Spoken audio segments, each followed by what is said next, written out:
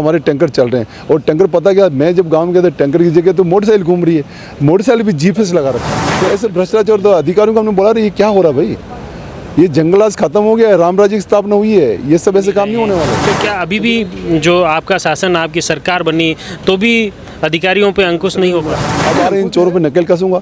इन्होंने तो मतलब इतना भ्रष्टाचार कर रखा कि मेट लगाओ उसे कमीशन, और मान लो कोई लेबर लगती है तो उनसे भी 500 रुपये 100 रुपये लिया करते हैं। और भ्रष्टाचारी इतने हैं कि मैंने भी पता किया है, जिसकी मान लो सैलरी मान लो 20,000 है, वो आदमी आज 40 लाख गाड़ी ले घूम रहा है, 1-1 करोड़ के बंगले बना रहा है। मैंने कहा भौतिक सत्यापन कराऊंगा, मैं छोड़ने वाला नहीं हूँ।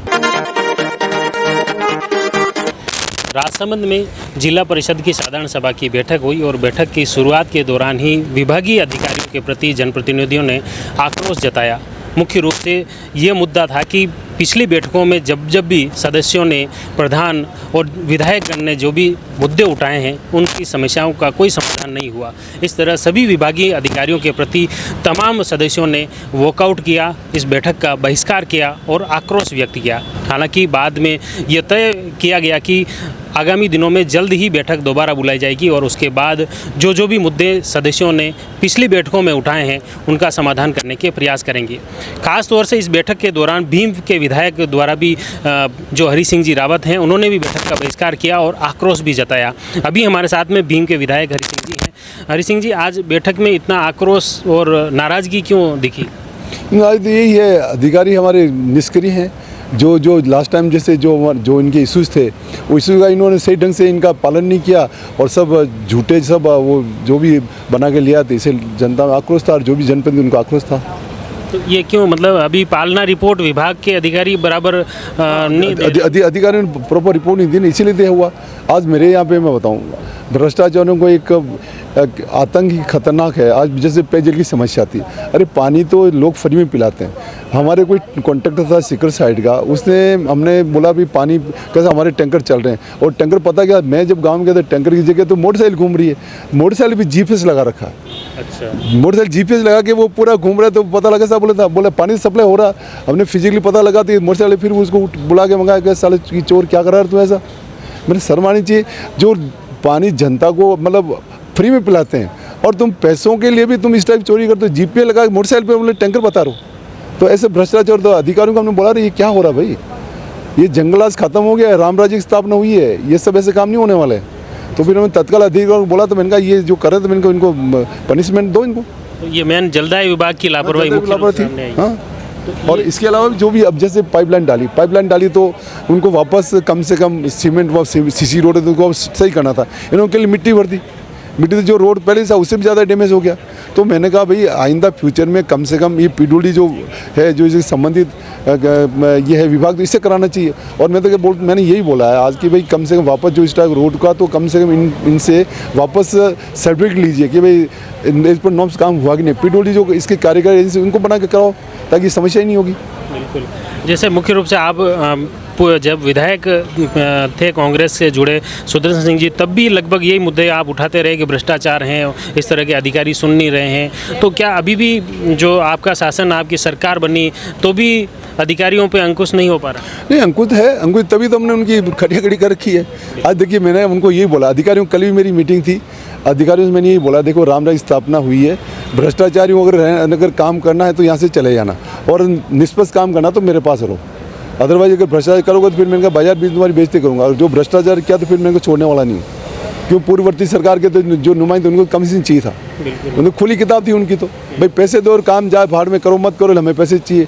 लेकिन हरि सिंह को तो ना पैसे चाहिए ना, मतलब कि हरि सिंह को काम चाहिए, जनता में सौहार्दपूर्ण व्यवहार हो, उनसे ऐसा काम होना, चाहे पुलिस प्रशासन चाहे कोई भी अधिकारी। कल भी हमारे वहाँ पे जो पुलिस वाला था, एक फरियादी गया, वो थप्पड़ मार दी, उससे तो मैंने एसपी को बोल के सस्पेंड करवा के सीधा लाइनेंस करवाया। तो हमारे यहाँ पे अन्याय नहीं होने वाला। आज जनता पुलिस किस लिए जाती है, अपनी समस्या को लेकर जाती है। समस्या की जगह अगर मान लो इस टाइप करके हरकत करते हैं तो ये तो बहुत बड़ी गलती है इनकी। तो जैसे आपने अब तक विधायक बनने के बाद आपने क्या ऑब्जर्व किया, कौन कौन से विभागों में मुख्य रूप से इस तरह की बेपरवाही हैं और वो धीरे धीरे सबसे बड़ा तो मुझे लगा नरेगा में भ्रष्टाचार। अब नरेगा में क्या कि वही सचिव है, वही है, वही सरपंच है, तो इनका ऐसा नेटवर्क फैला हुआ है और हमें भी टाइम नहीं मिल पाया। हमें पहले तो हमारा लोकसभा चुनाव आ गया, अब आ रहे इन चोरों पे नकेल कसूँगा।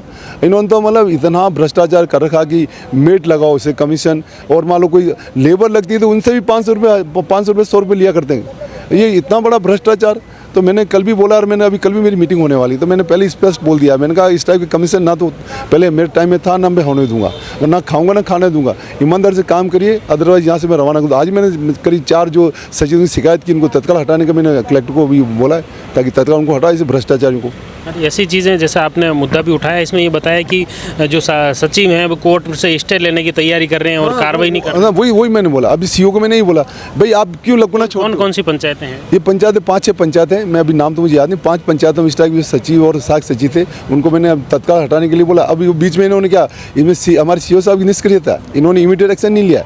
और मैंने सीओ साहब को बोला भी, मैंने कहा अगर सीओ साहब इस टाइप करोगे तो फिर बहुत बड़ा मतलब गर्व हो जाएगा कि मैं इस चीज़ को बर्दाश्त नहीं करने वाला हूँ। अब जब ट्रांसफर होकर तत्काल रिव्यू करो ना उनको। अब उनका 5-7 दिन का मौका देने, जाके स्टे ले लेंगे। स्टे लेने के बाद फिर क्या निरकुंश होकर काम करेंगे लोग, फिर क्या समाज का भला करेंगे, क्या मतलब सरकार का भला करेंगे लोग। और भ्रष्टाचारी इतने हैं कि मैंने भी पता किया है, जिसकी मतलब सैलरी मान लो 20,000 है, वो आदमी आज 40 लाख गाड़ी ले घूम रहा है, 1-1 करोड़ के बंगले बना रहा है। मैंने कहा भौतिक सत्यापन कराऊंगा, मैं छोड़ने वाला नहीं हूँ। ये जो भ्रष्टाचार पहले में किया जो ठीक है कर लिया होगा, तो मैंने कहा लेकिन उनकी भी पूरी जाँच कराऊंगा। और वैसे तो सचिव और सहायक सचिव और जेटीओ, अच्छा, जिन्होंने मतलब ब्यावर में प्लॉट ले रखे हैं, बंगले बना रखे हैं। आज मेरे पास ऐसी गाड़ी नहीं, जैसी गाड़ी वो लेके घूम रहे हैं। आज मैं 20 साल से 25 साल से पॉलिटिक्स में, मेरे पास ऐसी गाड़ी नहीं है जो गाड़ी वो लेके घूम रहे हैं। तो इससे बड़ा भ्रष्टाचार हो क्या सकता? कांग्रेस राजनीति किया उन्होंने।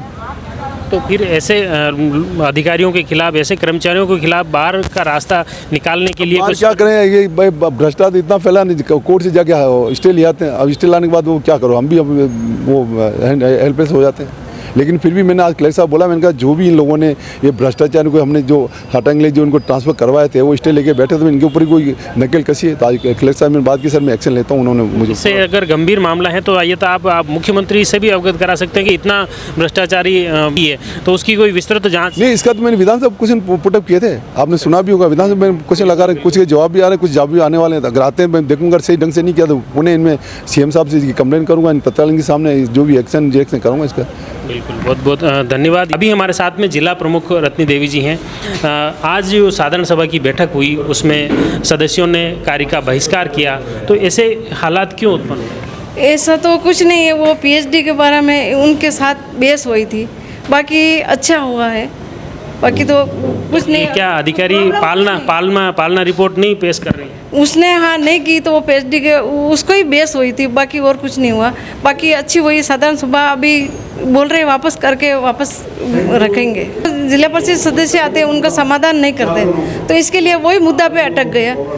जिला परिषद सदस्य यही अटका के बैठे कि हमारा काम नहीं हो रहा है। तो अब वापस आपने ये जो बैठक वापस दोबारा बुलाई?